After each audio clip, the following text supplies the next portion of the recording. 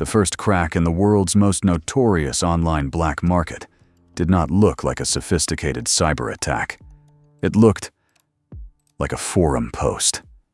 There was no dramatic breach, no secret malware, no anonymous server suddenly revealing its location.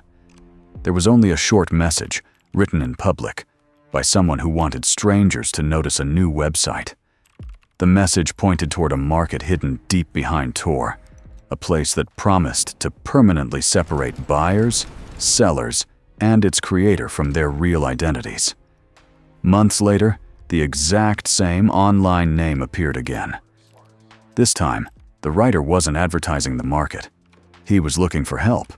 He wanted an IT professional who understood Bitcoin. And to make things easy, he gave interested people an ordinary email address where they could reply. That address contained a real name: Ross Ulbricht. The marketplace was Silk Road. Its administrator would soon become known globally as the Dread Pirate Roberts. But long before the mythology, the encrypted messages, the hundreds of millions of dollars, and the dramatic arrest in a San Francisco library, there was a much simpler problem. A hidden empire needed attention. Its creator had to tell someone that it existed. And every time an anonymous operator speaks, he creates another chance for two identities to touch. Silk Road appeared in 2011 with a proposition that seemed almost impossible. It combined the familiar, Amazon-like design of an online marketplace with the absolute concealment of the Tor network and Bitcoin. Vendors could list illegal drugs.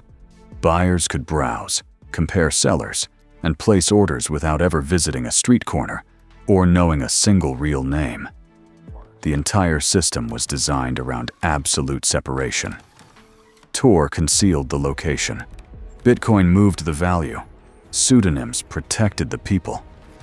But perfect anonymity created a fatal business problem. A marketplace with no customers is not an empire. It is just an empty database. Silk Road could hide from search engines, but it could not grow while remaining completely invisible. Buyers had to learn its address. Vendors had to believe that real demand existed. The person behind the market therefore faced a terrifying contradiction. The service had to be secret enough to survive and public enough to succeed. The solution was promotion. On January 27, 2011, a user writing under the name Altoid posted on an online forum, directing readers towards Silk Road. The tone was not the voice of a criminal mastermind.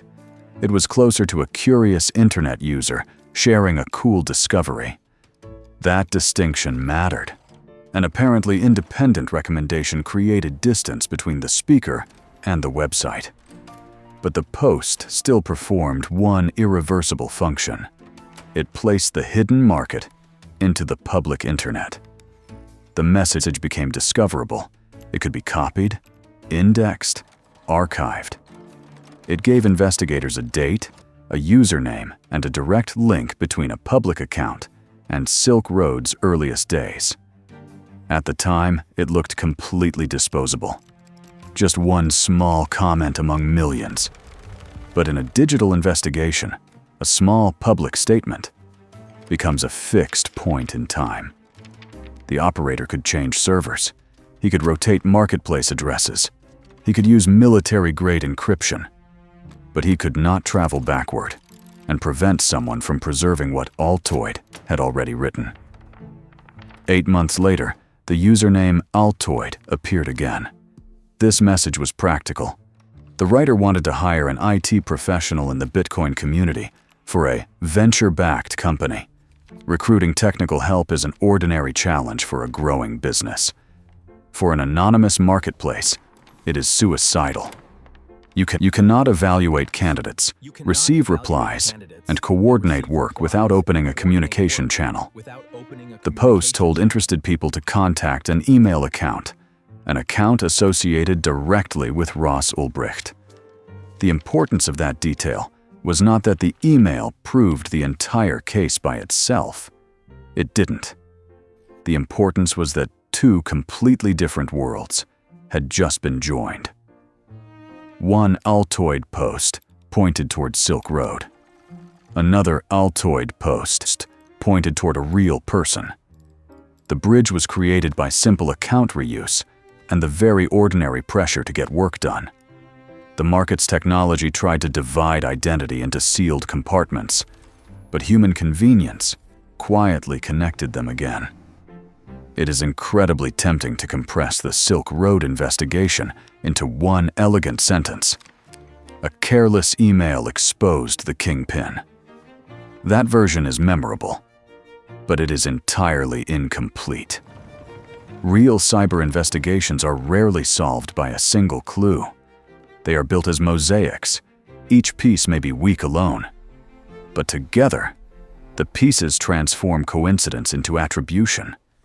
The Altoid posts gave investigators a lead. A lead tells them where to look. It does not automatically tell a jury what happened.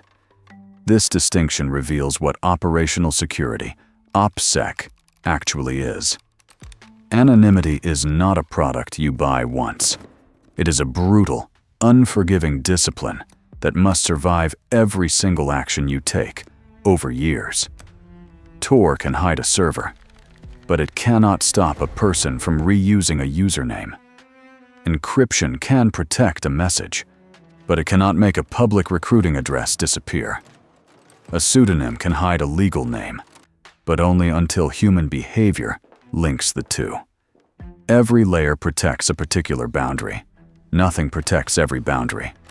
Silk Road's public image encouraged users to believe they had entered a system beyond ordinary control. The administrator communicated under the title Dread Pirate Roberts, a name borrowed from fiction, suggesting the market was larger than one body. The role could survive even if the person changed, but investigators do not need a suspect to announce, "I am the administrator." They search for repeated relationships. Who appears when the market needs promotion? Who looks for technical help when the platform is crashing? Which real-world person is awake, exactly when the anonymous operator is typing? The administrator's voice was not merely conversation, it was metadata.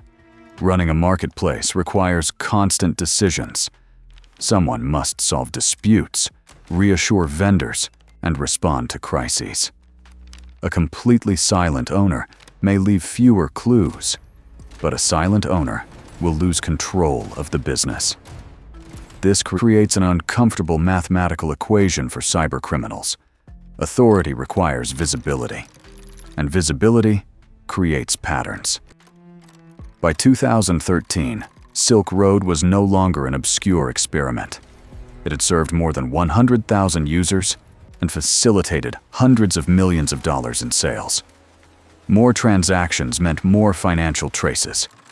More vendors meant more undercover purchases. More success meant more attention. Yet the oldest public clues remained the most devastating, because they sat at the very beginning of the story, when there were far fewer plausible people behind the market. This is why historical internet data is so terrifying. Investigators are not limited to what a suspect says after they become cautious. They can search backward. A username that appears carefully isolated today may have been used casually years earlier. An email created for personal business may have appeared in a forgotten job post. The internet encourages people to experience posts as fleeting moments. Investigators experience them as permanent records. Ross Ulbricht was arrested on October 1, 2013, inside the Glen Park branch of the San Francisco Public Library. Agents seized his open laptop while he was actively logged into Silk Road as Dread Pirate Roberts. The operation was meticulously designed to separate Ulbricht from the device while it was unencrypted and active. That moment produced the image the world remembers. The alleged master of an anonymous empire, caught at a public table with the control panel wide open. But the library was the end of a long path, not its beginning.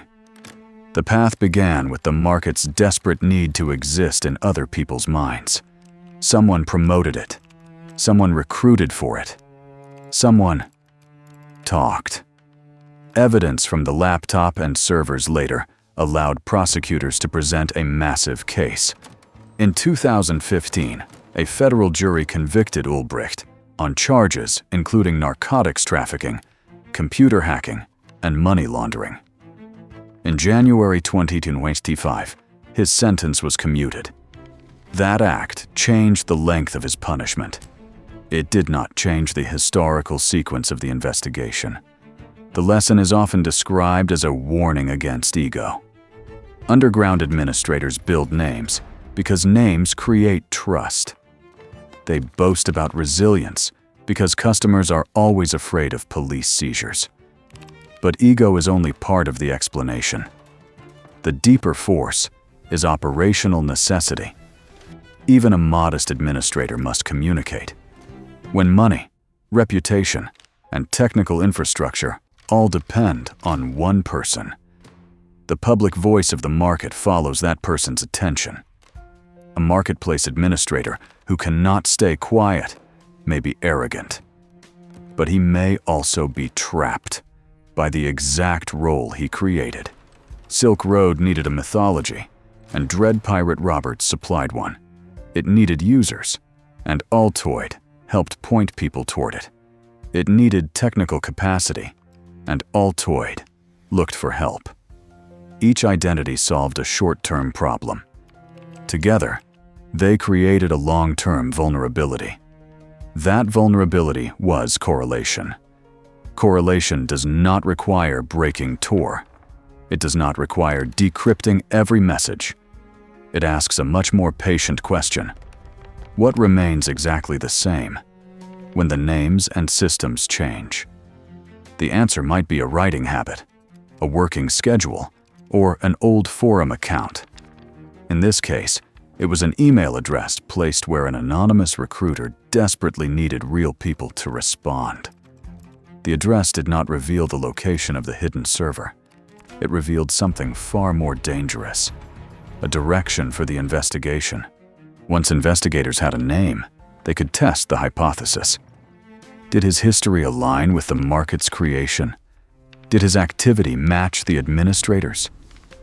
The inquiry moved from searching for anyone to examining someone. They reduced an ocean of anonymity into a human-sized lead. The mythology of cybercrime focuses on perfect concealment and brilliant technical failures. Reality is usually much less cinematic. Complex systems are operated by people who become tired, impatient, lonely, busy. They reuse a password because it is convenient. They answer a message because no one else can. They promote because a silent market will die. The market was brilliantly designed to make transactions anonymous. It could not make its own history anonymous. Underground communities understand this danger perfectly. They constantly warn members. Never reuse usernames. Never reuse emails. Never mix personal activity with criminal activity. These rules sound incredibly simple when written as a checklist. In practice, maintaining perfect separation for years is brutally difficult. People have habits. They prefer familiar tools. They work within the same waking hours. And when a crisis arrives, speed usually defeats procedure. An administrator faces even greater pressure.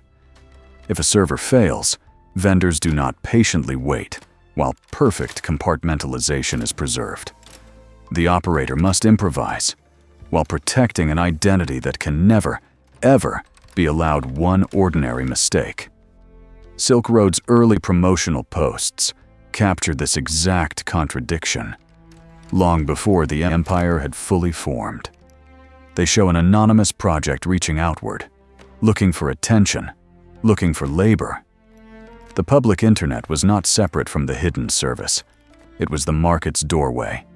And once that doorway existed, investigators could simply walk back through it, because the oldest footprints were still waiting outside in public. The first post asked people to look at Silk Road. The second post asked them to contact Ross Ulbricht. Between those two requests was the crack. Not a broken cipher, not a failed privacy network. A human bridge written in public by an administrator whose empire could not grow in silence.